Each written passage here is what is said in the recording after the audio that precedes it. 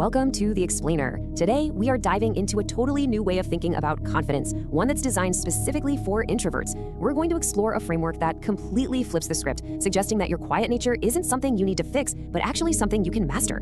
If you're an introvert, you know this feeling all too well, right? All the mainstream confidence advice, it just feels like it was designed for somebody else. Be the life of the party, speak up all the time, fake it till you make it. But for so many of us, trying to follow that playbook, it doesn't lead to confidence. It just leads to feeling drained, exhausted, and honestly, completely inauthentic. It's kind of like being told to run a marathon when you were really built for weightlifting. Okay, let's really dive into this because this is the core idea we're digging into today. We are going to reframe introversion, not as some kind of flaw or a social handicap, but as the actual foundation for a unique and really potent kind of strength. It's about time we stop trying to change who we are and instead start leveraging it. And this brings us to this powerful concept from our source material called dark confidence. Now, don't let the name fool you. It has nothing to do with being negative or sinister. No, it's about something much, much deeper. See, this is a kind of confidence that isn't loud. It doesn't need to shout to be heard. It is a deep, unshakable belief in yourself that is completely separate from what other people think of you. It's not about being the loudest person in the room. It's about being so secure in yourself that you don't even feel the need to compete for that title in the first place. This quote just nails the whole idea, doesn't it? So much of what we're told is confidence is really just posturing, walking like a king to get other people's approval. Dark confidence is totally different. It's moving through the world based on your own internal compass, not because you're trying to prove something to someone, but because you genuinely have nothing to prove. So you might be wondering, how do you actually build this? Well, it's not just a mindset, it's a practice. And the source material offers this brilliant, super practical strategy to get there. It's called the confidence spillover effect. The speaker in our source shares this really personal story about being a super introvert who felt totally invisible. After this humiliating attempt at dancing, he decided to try singing instead. He gets up on stage, he performs one song, and he does it well. And in that single moment of success, his entire perspective just shifted. That one little victory created a crack in that huge wall of self-doubt. So here's the crucial point. What this does is create a powerful feedback loop.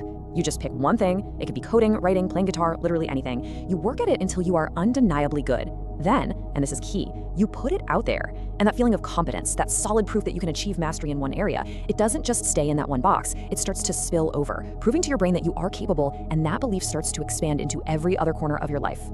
Okay, let's switch gears and talk about the mindset, because the action plan really only works if you stop fighting against yourself. It's all about being unapologetically you. I mean, just look at the stark difference here. When an introvert tries to force themselves to be an extrovert, to be the loudest person at the party, it usually just comes off as awkward and inauthentic. It's a performance, and man, is it draining.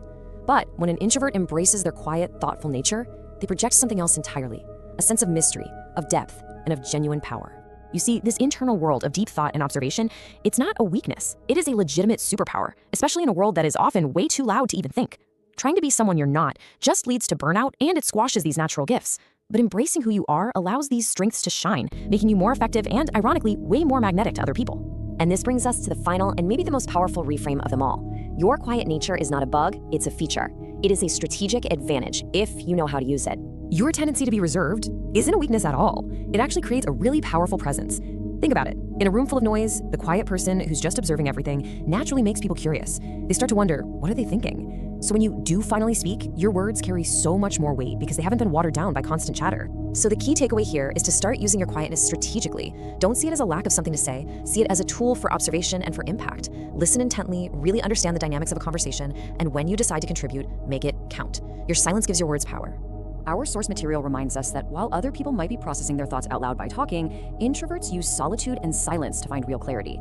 It's in those quiet moments that you can develop your best ideas, build your skills, and truly connect with your own thoughts without all the noise from the outside world. So the final thought is this: stop fighting your nature and start leveraging it. Cultivate that quiet internal strength, master that one thing, and just let that confidence spill over. Because your greatest strength might just be found not in all the noise, but in that powerful, productive, and deeply confident silence. I'm an icon, man. And my girl about a 10. I should fuck her in the Benz.